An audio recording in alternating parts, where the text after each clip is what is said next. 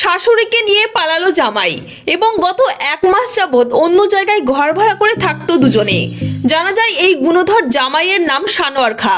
তার প্রথম সংসারে 2টো সন্তান রয়েছে।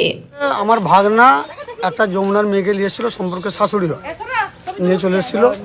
নিয়ে আনার পর আমরা খবর পাই যেখানে আছে, যে আমরা আসি, এসে আমরা বললাম তাহলে গ্রামকে নিয়ে যাবো। গ্রামকে নিয়ে যেয়ে একটা, যেহেতু আমার ভাগনাটার সংসার আছে, 2টো ছোটো ছোটো ছেলে, মেয়েটারও সংসার আছে, একটা ছোট বাচ্চা, যাতে 2টো ফ্যামিলি যাতে বেঁচে যায়, যাতে সংসারগুলো ভালো হয়, সে চেষ্টা করছিল।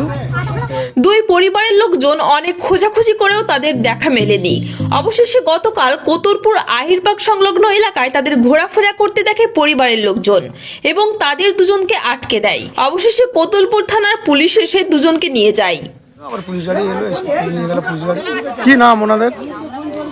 আমার ভাড়াটার নামটা জানি, মেয়েটার নামটা জানি না।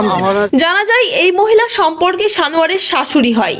শাশুড়ি জামাইয়ের এই বিরল প্রেম কাহিনী নিয়ে অবশেষে কবিতা লিখে ফেললেন পূর্ণেন্দু চ্যাটার্জি। শুনুন। আজ আমাদের একটি কবিতা শোনাবো, জামাই শাশুড়ির প্রেম। শোনো শোনো বন্ধু সকল, শোনো দিয়া মন, জামাই শাশুড়ির প্রেমের কথা কলিব এখন।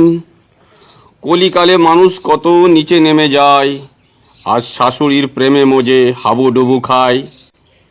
এই তো সেদিন গিয়েছিলাম নন্দ ঘোষের বাড়ি, দেখি উঠোন মাঝে পড়ে আছে খালে ভাতের হাঁড়ি।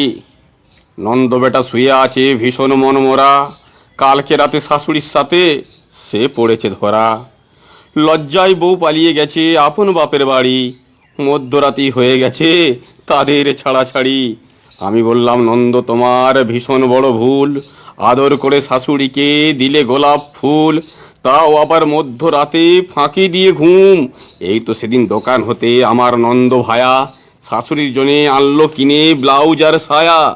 ব্লাউজটা হলো ছোট, শাশুড়ি নিল না, শাশুড়ির সাইজটা নন্দের জানা ছিল না। বলল সোনা রাগ করো না, এটা হাতে ধরো, কষ্ট করে টেনে টুনে এটাই তুমি পরো। কপাল আমার 16 আনা, পকেট নাই করি, কজন জামাইয়ের ভাগ্যে জোটে কচি শাশুড়ি। তোমরা ভাবছো মিথ্যে কথা, মিথ্যে আমার লেখা, এই সমাজে এমন জামাই যায় না বুঝি দেখা। প্রমাণ আমি দিতে পারতাম, রাস্তা এখন বন্ধ, শাশুড়িকে সাথে করে পালিয়ে গেছে নন্দ। আর কিছু করার নাই। নমস্কার।